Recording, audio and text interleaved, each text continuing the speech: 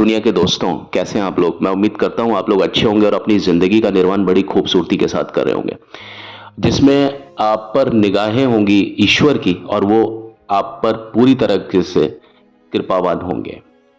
आइए आज बात करते हैं एक एपिसोड की, एक किस्से की जो कि चला था राजेश खन्ना साहब और किशोर कुमार साहब के बीच। आ, जैसा कि मैं आपको बताऊं, राजेश खन्ना और किशोर कुमार की जो दोस्ती थी ना, वो बहुत बहुत ज़्यादा प्रगाढ़ थी। ये लोग बहुत अच्छे दोस्त हुआ करते थे। लेकिन ऐसा नहीं था कभी भी कि जैसे फिल्म इंडस्ट्री में कई बार बोलते हैं ना कि आपस में दुश्मनियां होती हैं, जैसे किशोर कुमार और रफ़ी साहब को लेकर के बातें करते हैं लोग बाग। ऐसा कुछ भी नहीं था। ये बात एक अलग बात है कि किशोर कुमार ने ज़्यादातर राजेश खन्ना के लिए गाने गाए, लेकिन इसका मतलब ये नहीं था कि रफ़ी साहब ने कभी भी राजेश खन्ना के लिए गाने नहीं गाए। जब ज़रूरत होती थी तो राजेश खन्ना के लिए रफ़ी साहब ही गाना गाते थे, है ना।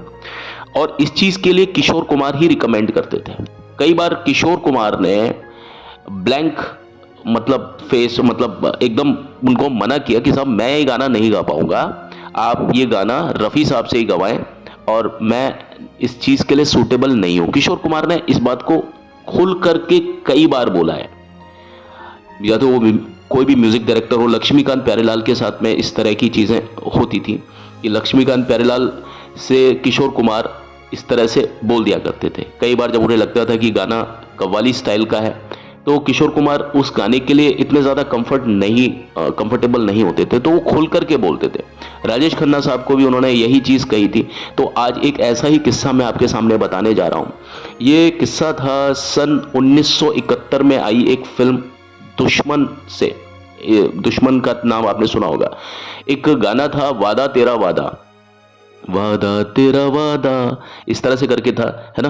तो किशोर कुमार ने जब इस गाने को सुना, जब लक्ष्मीकांत प्यारेलाल ने इस गाने को उनको भेजा और किशोर कुमार ने जब इस गाने को रीड किया, देखा और इसका जो मीटर था वो पूरा एक जिसको बोलते हैं कव्वाली स्टाइल का था, तो उन्होंने लक्ष्मीकांत प्यारेलाल को फ़ोन किया और तुरंत प्रभाव से उन्हें मना किया कि देखिए लक्ष्मी जी, मैं इस गाना गाने के इसको मैं गा नहीं पाऊंगा, क्योंकि ये जो गाना है ये कव्वाली नुमा गाना है और इस चीज़ के लिए मैं सूट नहीं करता हूँ। गाने की जो सिचुएशन है मैं कोशिश कर सकता हूं, लेकिन मेरे से अच्छा जो गा सकते हैं ना वो रफ़ी साहब गा सकते हैं, क्योंकि वो उस तरह की गायकी में पूरे तरीके से रमे हुए हैं, मंजे हुए हैं, रफ़ी साहब या मन्ना डे। लेकिन उन्होंने रफ़ी साहब के लिए कहा था कि रफ़ी साहब ही इस गाने के साथ में, इस रचना के साथ में न्याय कर पाएंगे।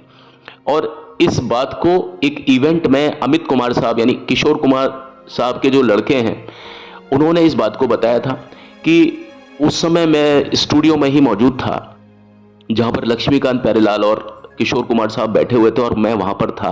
और जब राजेश खन्ना को जब ये बात बताई गई फोन पर कि किशोर कुमार इस गाने को नहीं गा रहे हैं, तो राजेश खन्ना चलती हुई शूटिंग को छोड़ करके स्टूडियो में आए और उन्होंने आकर के किशोर कुमार से बात की और उन्हें मनाने की कोशिश की। उस समय वो हरे रंग की एक कार में आए थे, बहुत अच्छी सी कार हुआ करती थी, और ये वो पहला एक ऐसा समय था जब अमित कुमार ने राजेश खन्ना को देखा था। तो जब राजेश खन्ना ने किशोर कुमार को समझाया कि नहीं काका, ये गाना तो आप ही गाएंगे, ये गाना तो आप ही गा सकते हैं, क्योंकि उन दिनों राजेश खन्ना और किशोर कुमार का एक साथ हुआ करता था, यानी दोनों एक दूसरे के लिए बने थे, यानी एक ने दूसरे को स्टार बनाया था। ये कहना बहुत ज़्यादा मुश्किल है, बल्कि मुश्किल से कहीं ज़्यादा असंभव है इस बात को कहना कि क्या किशोर कुमार की आवाज़ ज़्यादा सूट करती थी राजेश खन्ना पर, या राजेश खन्ना किशोर कुमार की आवाज़ पर अच्छी अदायगी किया करते थे। ये चीज़ बहुत ज़्यादा मुश्किल है कि कौन किसके लिए ज़्यादा ज़्यादा मतलब लाभदायक था दोनों में से। लेकिन कुछ भी हो, इन दोनों का साथ बहुत बहुत बहुत ज़बरदस्त रहा और अधिकांश तौर पर 98% जो फिल्में आई हैं उनमें आप देखिए कि राजेश खन्ना और किशोर कुमार का ही एक साथ रहा है।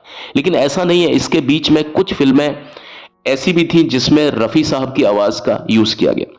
बहरहाल ये जो गाना था वादा तेरा वादा, ये गाना जब किशोर कुमार ने बिल्कुल मना कर दिया था, तो राजेश खन्ना जब आए तो राजेश खन्ना ने उनसे कहा कि बाबू मोशाय, ये गाना तो आपको ही गाना पड़ेगा। अब देखिए, राजेश खन्ना की किसी भी बात को किशोर कुमार मना नहीं कर सकते थे। उन्होंने जिंदगी में कभी भी उनको इनकार नहीं किया। और कई ऐसी फिल्में थी जिनमें राजेश खन्ना के लिए किशोर कुमार ने एकदम फ्री ऑफ कॉस्ट गाना गाया। एक फिल्म आई थी अलग अलग, उसमें बताते हैं कि बहुत कम पैसों में, बल्कि कोई पैसे नहीं लिए थे, एक या 2 रुपए एक शगुन के तौर पर लिया और पूरे गाने उन्होंने गाए थे। और इस तरह की काफ़ी फिल्में हैं, वो उसके बारे में मैं अलग से आपको वीडियो बनाऊंगा। बहरहाल किशोर कुमार ने कहा कि ठीक है, मैं कोशिश करता हूं, लेकिन राजेश, ये गाना जो है ना वो मेरे स्टाइल का गाना नहीं। लेकिन देखिए, जब उन्होंने कोशिश की और किशोर कुमार जब अपने कंफर्ट जोन से बाहर आए तो ये गाना देखिए कितना शानदार गाना गाया है। वादा तेरा वादा, फिल्म का नाम दुश्मन, जो कि प्रदर्शित हुई थी 1971 में। और उसी तरीके का एक और घटना थी जो कि फिल्म हाथी मेरे साथी, जो कि 1971-72 का ही एक समय हुआ करता था। उस समय भी एक इस तरह की एक बात सामने आई थी।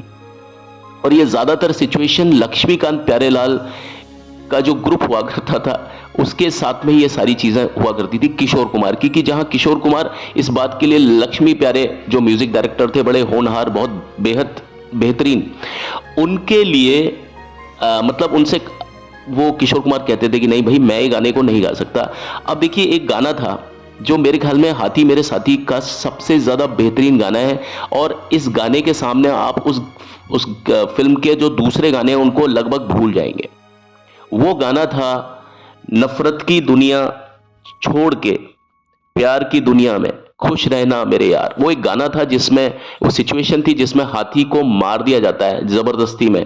वहां पर क्रुएलिटी दिखाई थी कि भाई किस प्रकार दो इंसानों की दुश्मनी के बीच में एक जानवर को मोहरा बना करके उसको मार दिया जाता है। और उस सिचुएशन में ये गाना बहुत ज्यादा दुखद गाना था, और इसके जो नोट्स थे ना बहुत ज्यादा हाई थे, बहुत ज्यादा ऊंचाई पर जाकर के इस गाने को गाया था, बहुत ऊंचे नोट्स थे, बहुत ऊंचे स्वर थे। तो इस फिल्म में भी यही एक चीज हुई थी कि जब किशोर कुमार ने जब इस गाने को सुना तो उन्होंने सिरे से मना कर दिया था कि भाई मैं इस गाने को नहीं गा पाऊंगा, अगर मैं इस गाने को गाऊंगा तो वो प्रभाव पैदा नहीं होगा। इस गाने के लिए मैं आपको बता सकता हूं कि रफी साहब से अच्छा इस गाने को कोई भी नहीं गा सकता।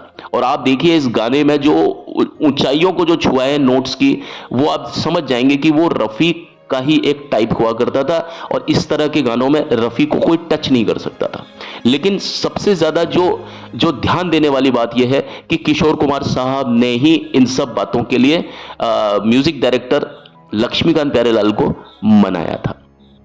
तो ये कुछ इस तरह के किस्से हुआ करते थे जो कि हमारे बीच में नहीं आते हैं, और हम ये सोचते हैं कि भाई पता नहीं कितनी बड़ी आपस में क्या क्या चीजें रही होंगी इन लोगों के बीच में कि एक जना जाता होगा तो दूसरा जना आता होगा, बल्कि ऐसा कभी भी नहीं होता था। इनकी दोस्ती इतनी अच्छी थी। और मैं आपसे ये कहता हूं कि किशोर कुमार की जिंदगी में जो 2-3 लोग थे जिन्हें वो सबसे ज्यादा अपनी जिंदगी में मानते थे, उनमें से रफी साहब एक थे। और ये समझ लीजिए कि सबसे ज्यादा परेशान, सबसे ज्यादा जो रोए, सबसे ज्यादा जो टूटे, वो किशोर कुमार ही टूटे जब रफी साहब का इंतकाल हुआ। और ऐसे बहुत सारे किस्से हैं, ऐसे बहुत सारे गाने हैं जिनमें इन दोनों ने जब आवाज दी तो क्या बेहतरीन आवाज दी। आप देखिए गाना वो दोस्ती का, जिसमें आपको इन दोनों के बीच एक दोस्ती का समागम दिखाई देगा। बने चाहे दुश्मन जमाना हमारा, सलामत रहे दोस्ताना हमारा। बहरहाल आज की वीडियो में इतना ही। कल आपके समक्ष एक बार फिर से आपकी सेवा में हाजिर होता हूं और फिर से एक नया किस्सा लेकर के हाजिर होता हूं। तब तक के लिए मुझे आज्ञा दीजिए, लेकिन जाने से पहले मेरी आपसे वही एक रिक्वेस्ट है कि प्लीज मेरे चैनल को like, share, subscribe please please please जरूर करें। Thank you and have a nice time. May God bless all of you. Bye bye, take care.